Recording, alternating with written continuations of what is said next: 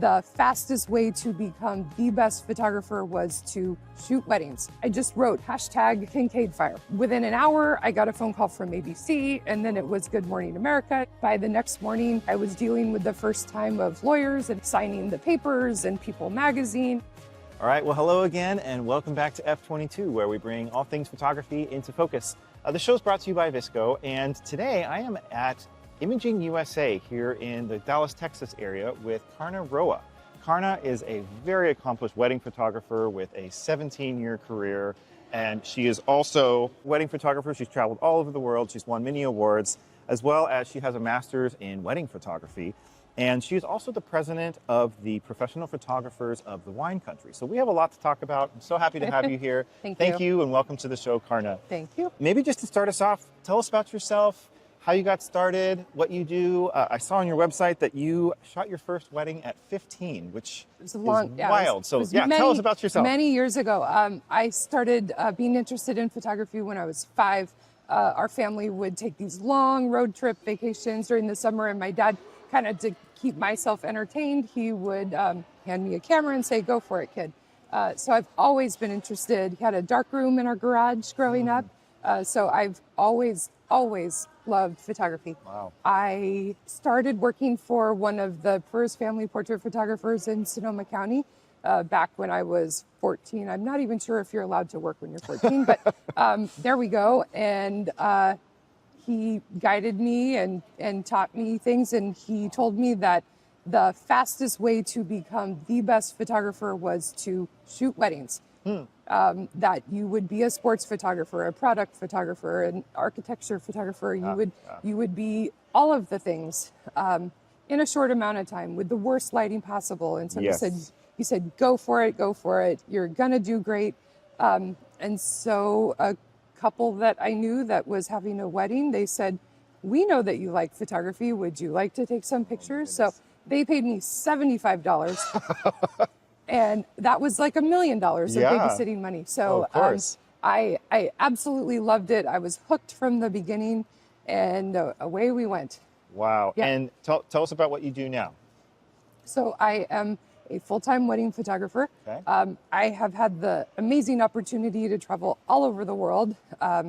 Lots of people will hire me that are from the Bay Area or friends of friends that are getting married in Tokyo, in Morocco, in Canada, in Banff. And so I've been in the hot, in the cold, in the snow, in the beach. And every environment, it has its challenges, but it's absolutely incredible to get a chance to travel as much as I do.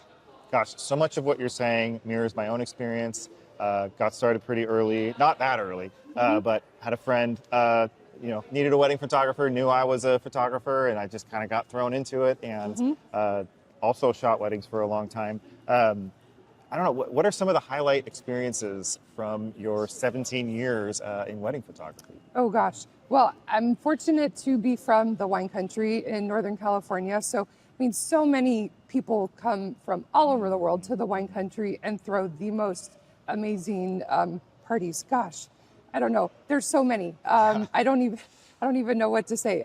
The wedding in Tokyo was easily the most culturally different wedding that I have ever photographed in my entire life. So many things to learn about what to do, what to not do, where to stand, but it was absolutely incredible, absolutely amazing. Wow. And the Morocco wedding, I mean, it was May 25th. It was a full moon. It was one of those lunar eclipses where the moon turns red and you're in the middle of the desert with the camels. I mean, can you do better? I don't know. I mean, my goodness. It's a lot of things aligned there. Yeah. And in our conversations before the interview, you've mentioned a few times this sort of viral moment that you had, and I purposely didn't ask you about it because I wanted to hear it for the first time here. Tell us about what happened. Well, I mean, it was a very interesting moment under very dire circumstances. And I mean, even just a few weeks ago, Southern California was under an incredible stress of all the fires. So in 2019, this was the second round of fires that had come through Northern California. And so I was photographing a couple that was flying in from Chicago. They arrived on a Wednesday. I mean, they were at Chateau St. Jean. It was a gorgeous, gorgeous environment. All of their guests were flying in as well. No one lived locally. And they arrived on a Wednesday, and Thursday morning, the Kincaid fire had started, and it was tearing its way towards the property. Wow. Anyway, it was decided that the show could go on. The fire was still fairly far away, but as the wedding started, the sky was blue, and then the smoke just started coming, and the smoke started coming. It was tough. It was really tough. All of the wedding vendors, they had either just evacuated or were starting to evacuate. I was in contact with my parents about them evacuating to my home. It was tough. Yeah. That seems worse than most people's worst wedding story. That's insane. It was a lot, but the fire was still far away. It was just like, we weren't in danger of it being the flames right there. It was a lot. It was a lot to take in.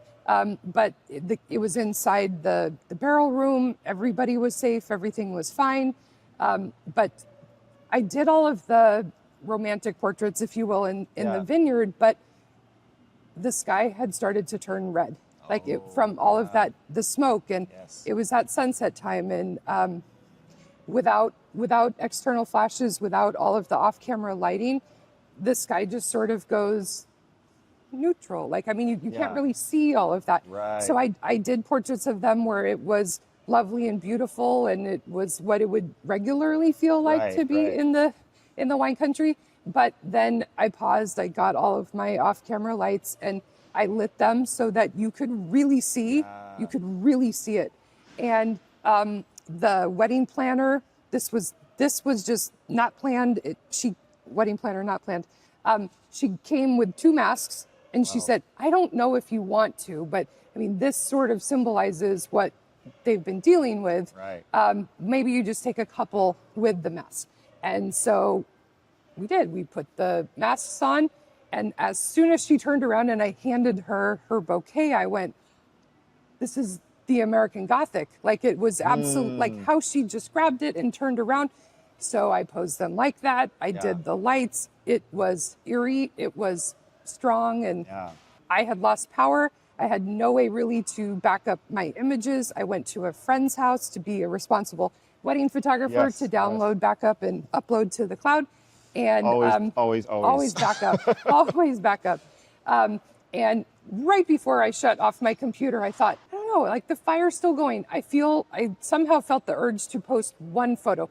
Now, mind you, this was to my personal Facebook page, that it was not live to the world. I posted it, and immediately a friend said, this is such a striking photo. Love is the wrong word, but I love it. And I really want to share it with our photographers group, and I want to share it with PPA, the national organization. This is a really striking photo, but it's private. Could you make it public? I said, okay. So I turned it public, and a few minutes later, a photographer friend from St. Louis, Missouri, commented saying, amazing photo, Karna, but what's going on? And so instead of redoing the tongue-in-cheek description of this lovely couple coming from Chicago to the beautiful wine country, almost like nothing to see here, I just wrote #Kincaid Fire. And within an hour, I got a phone call from ABC, and then it was Good Morning America, and then it just went right up the line. And by the next morning, I was dealing with the first time of lawyers and how much was this going to cost, and signing the papers, and People Magazine and Time and BBC and the Kelly and Ryan show and the Daily Show. And so you just finished a wedding, the fire's still burning, and all that's happening. And all of this is happening. So I am 100% comfortable behind the camera. I was instantly thrust into the studios and the interviews. And way to improvise and roll with the punches. That's always what weddings are about, but that seems quite extra. It was. And did that exposure help you at all? Was that? Yes. Okay.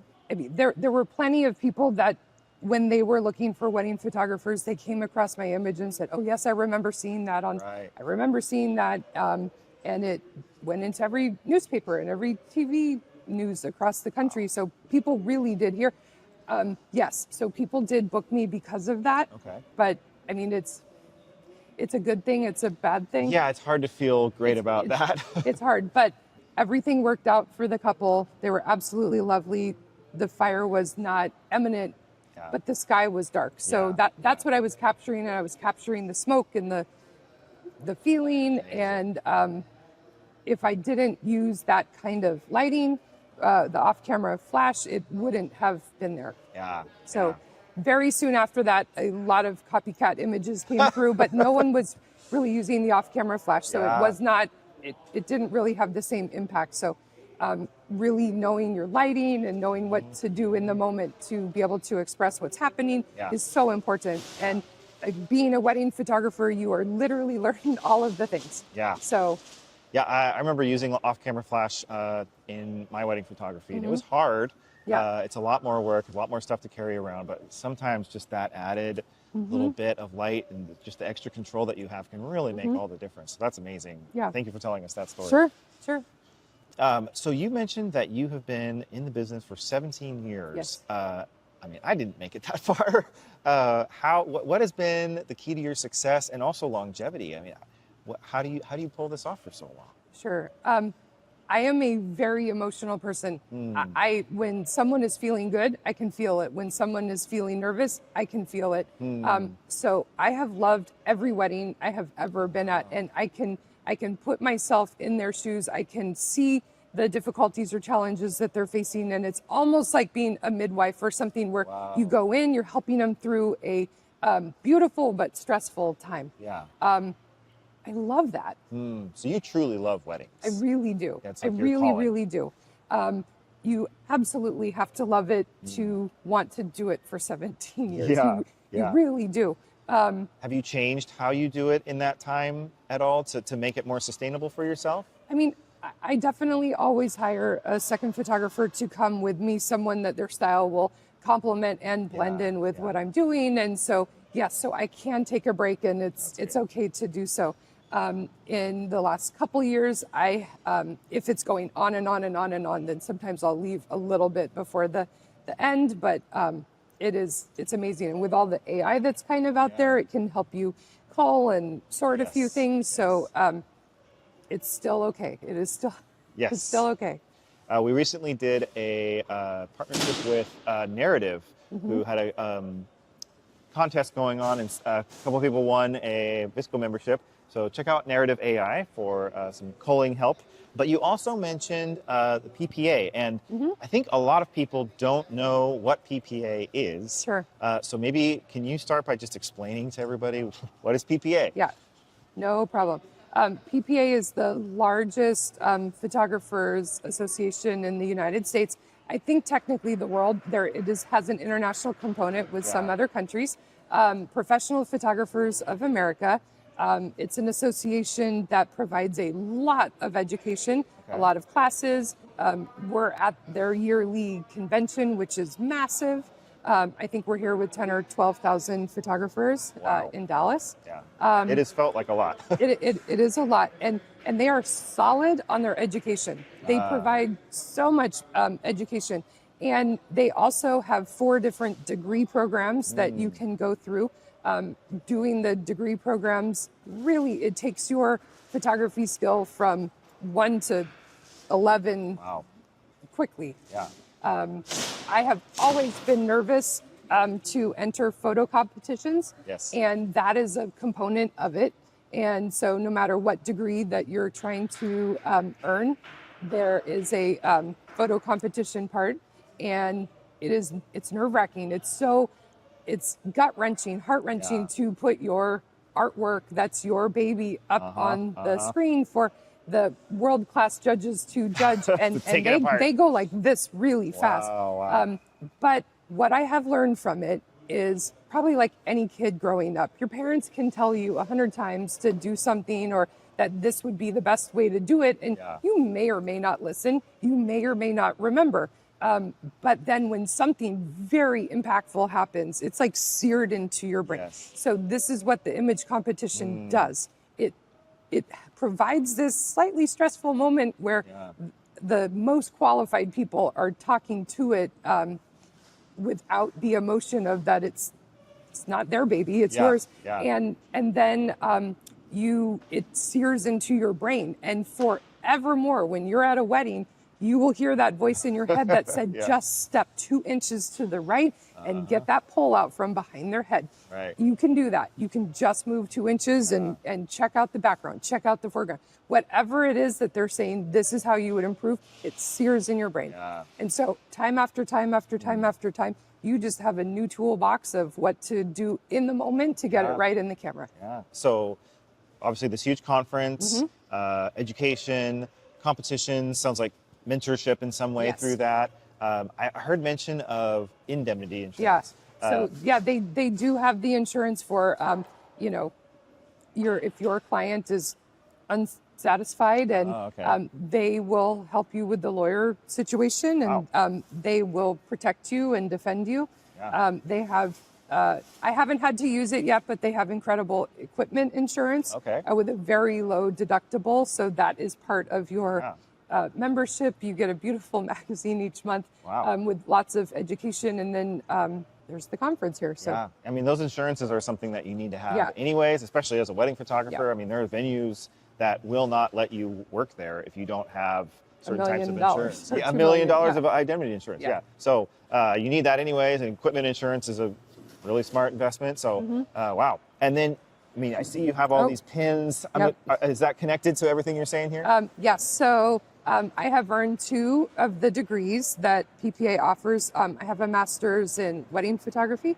I am so lucky to be one of the first 10 people in the U.S. to earn this degree.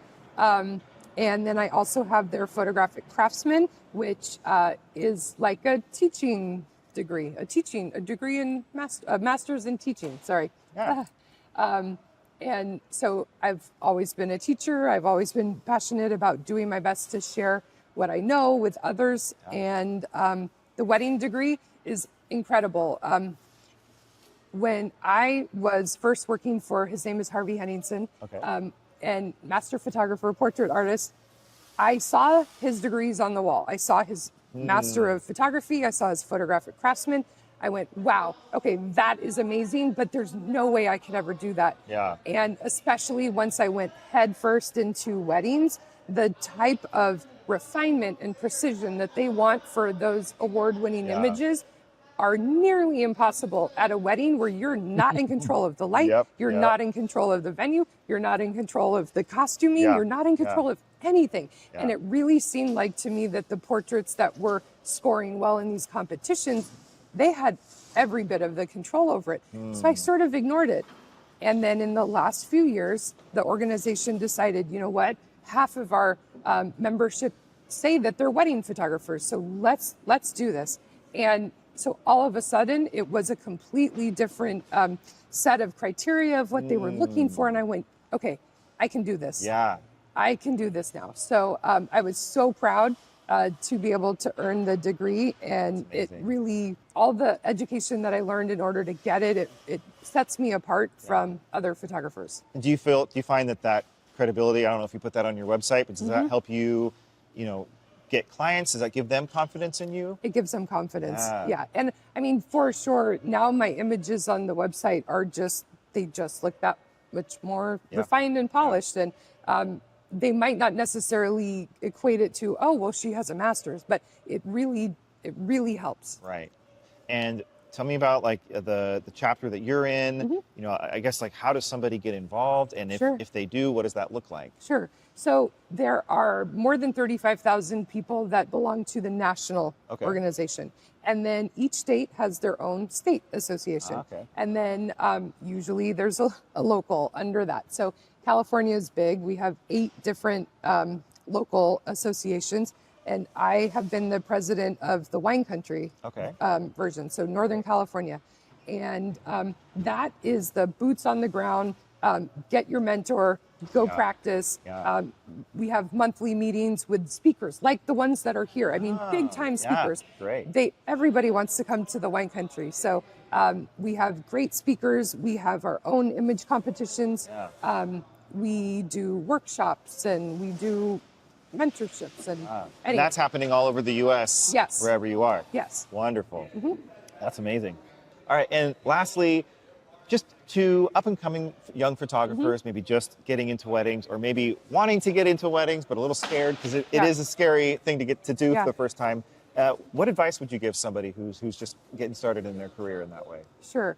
By joining the local association, you will gain the confidence of a myriad of photographers. Yeah. And so having other wedding photographers know to trust you and to appreciate you and who are willing to kind of bring you into the fold and bring you along, it is probably a bad idea to try a wedding on your own the first time if you've never done it. Yes. But finding your group of people. And so early on, I went right to the local association. My mentor photographer said, come on, you're doing this. And now I had 50 new friends in my Rolodex of being able to help them. So I assisted, I second shot, and then I was ready to go out on my own. But I went to a bridal show where I showed all my work, and I met the best planner in the wine country who grew to trust me and my images. And so very quickly I was in the referral network. So network. And in the weddings, it is absolutely who you know. So you make friends with the DJs, you make friends with the planners, you get to know the venues that you would like to work at, and just getting known. So people, places, all of that. Plus one to all of that. You know, when I was doing weddings, similar story. Certain wedding planners, certain venues started to know me and recommend me to their clients as they came in, and it just became this sort of cycle that was wonderfully fruitful. So that's wonderful advice. Well, Karna Roa, thank you so much for being on F22 with us. It's been wonderful to have you. So much wisdom. If people want to find out more about you, see more of your work, and do that amazing photo, kmrphotography.com. That's right. Very good. We will see you next time. Thank you, Karna, and have a good evening, and we'll see you on the next episode.